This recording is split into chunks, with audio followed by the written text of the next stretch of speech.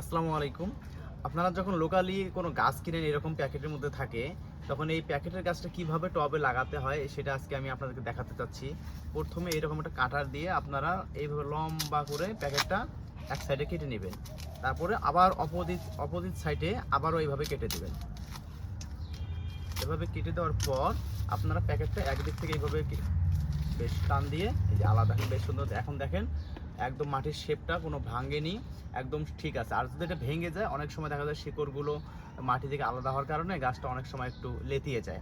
So এই কারণে আমরা এমনভাবে কেটে নিব যাতে মাটির শেপটা পুরোটাই ঠিক থাকে।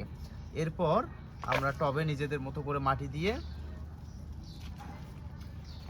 আপনারা যেভাবে লাগাতে চাচ্ছেন এভাবে নিজের এইরকম শেপ ঠিক রেখে একদম টবে বসিয়ে দিয়ে আমরা এই যে জৈব সারওয়ালা মাটি চারিদিকে টবে এভাবে লাগিয়ে দিব।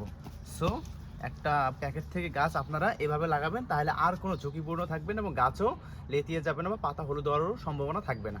আসসালামু আলাইকুম।